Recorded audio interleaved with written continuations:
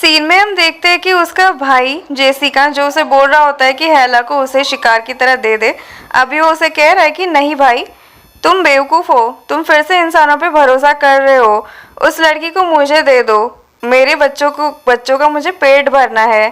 हेला सोचती है कि क्या दूसरे इंसान। तभी उसका वो आओ आओ वाला भाई कहता है कि अपना जो भी तुम्हें रोल मिला है ना, जो काम तुम्हें दिया गया है उसे तुम पूरा करो, और इसीलिए तुम्हारा जन्म हुआ है। जैसे कुछ बोलता नहीं और फिर कहता है कि मेरे पास ऑलरेडी कुछ है।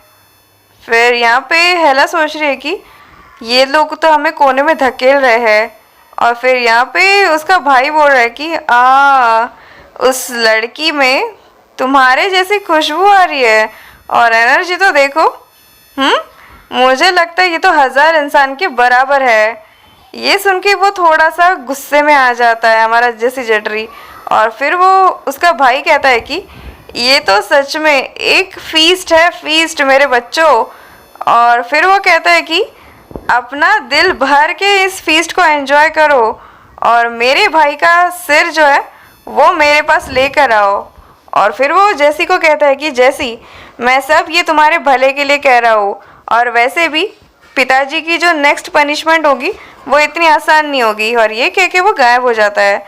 और फिर जेसी कहता है कि हाँ, अब सुअर भी मुझे नीचा दिखाने की कोशिश करने लगे हैं। और फिर ये देखते हैं कि ये लोग तो जाग गए हैं। अचानक फिर सारे आओस एक साथ हमला करने लगते हैं, और फिर जेसी उसे लेकर ऊपर की ओर बढ़ता है, और फिर उसे कहता है कि मुझे कस के पकड़ लो। फिर जेसी कहता है कि वो हमारी तरफ नहीं पहुंच पाएंगे।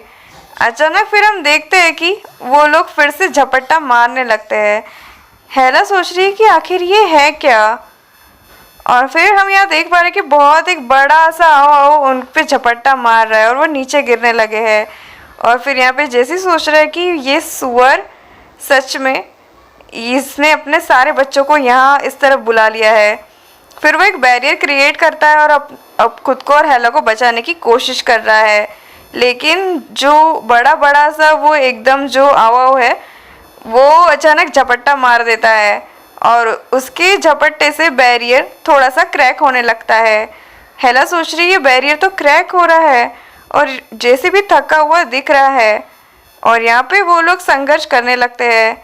और फिर यहाँ पे वो आओ कहता है कि इंसान।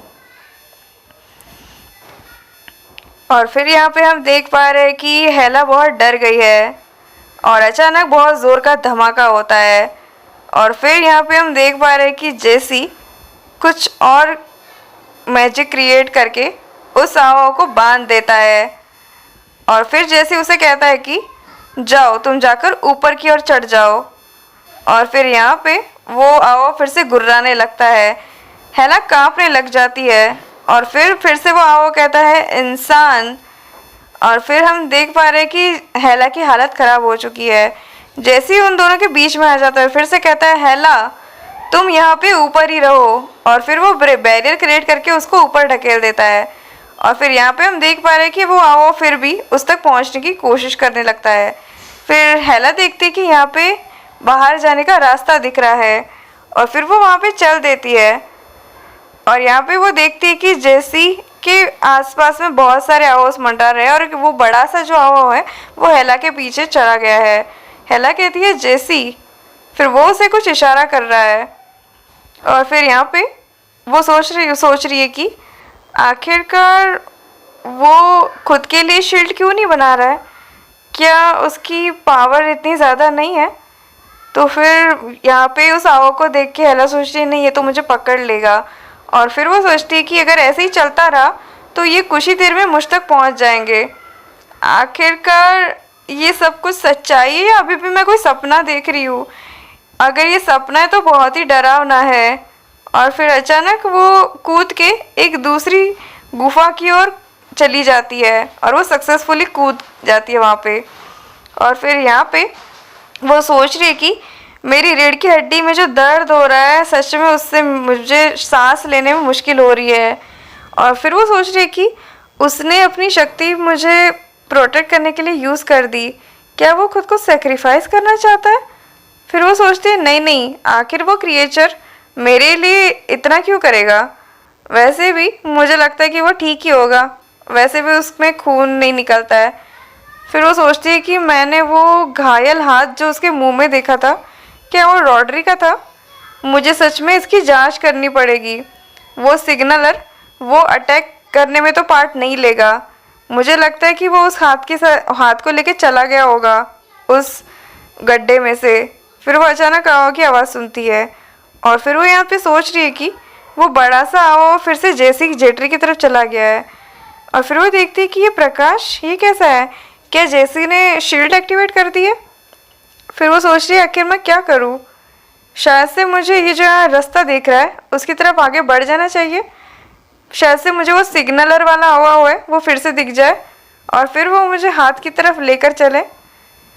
फिर भी वो अभी पीछे मुड़कर देखती है कि शायद से उसका मैजिक अभी भी बहुत ज़्यादा स्ट्रॉन्ग है।